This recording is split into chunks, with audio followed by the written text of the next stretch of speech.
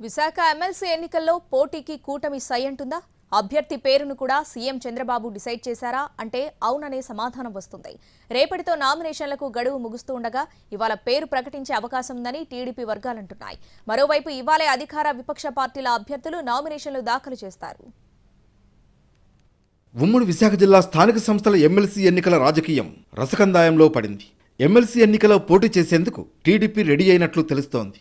ఇవాళే అభ్యర్థి పేరును ప్రకటించి నామినేషన్ కూడా వేయించే అవకాశం ఉంది. బొత్స పేరును వైసీపీ ప్రకటించాక కూటమి అభ్యర్థి ఎవరా అనే చర్చ జోరుగా సాగింది. సంఖ్యాబలం ఆధారంగా పోటీ చేసేందుకు సీనియర్లు సంశయించారు. దీంతో టీడీపీ అధిష్టానం నియోజకవర్గాల వారీగా ఫీడ్బ్యాక్ తీసుకుంది. 6 సభ్యులతో కమిటీని వేసింది.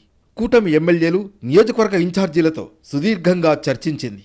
ఆ తర్వాత ఎన్నికలో పోటీ చేసేందుకు టీడీపీ అధినాయకత్వం మొగ్గు చూపింది.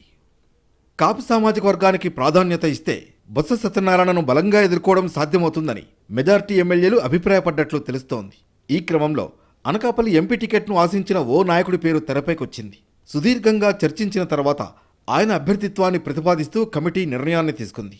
టీడీపీ అధినేత నుంచి అధికారికంగా పేరు ప్రకటించగానే నామినేషన్ వేయించేందుకు ఏర్పాట్లు కూడా జరిగిపోయాయి. దీంతో ఎమ్మెల్సీ ఎన్నికల పోటీ మరింత రసవత్తరంగా మారడం ఖాయమనే టాక్ వినిపిస్తోంది. మొత్తం 838 మంది ఓటర్లు ఉండగా వీరిలో వైసీపీకి 598, కూటమికి 240 మంది సభ్యుల వరకు సంఖ్యాబలం ఉంది.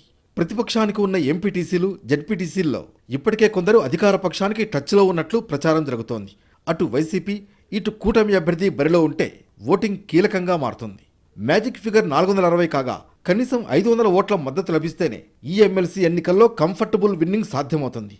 అయితే సంఖ్యాబలం లేకున్నా బరిలోకి దిగడం అంటే ఖచ్చితంగా ప్రలోభాలకు గురి చేయడమే అని వైసీపీ ఆరోపిస్తోంది. ఎమ్మెల్సీ ఎన్నికల్లో పోటీ అనివార్యంగా మారుతూ ఉండడంతో వైసీపీ అలర్ట్ అయింది. ఇప్పటికే అరకు, పాడేరు నియోజకవర్గాలకు చెందిన నేతలను పర్యటనకు తరలించింది. మరోవైపు ఓటర్లను ఎన్ని దేశాలు తిప్పినా తామే గెలుస్తామని కూటమి ధీమా వ్యక్తం చేస్తోంది. 150 ఓట్ల మెజార్టీకి తగ్గకుండా ఎమ్మెల్సీ స్థానం గెలుచుకుంటామని కూటమి ఎమ్మెల్యేలు ధీమా వ్యక్తం చేస్తున్నారు. అంతేకాకుండా తాము కూడా క్యాంప్ పాలిటిక్స్కు ప్లాన్ చేస్తున్నారు. ఎన్నికకు ఇంకా 18 రోజుల టైం ఉంది.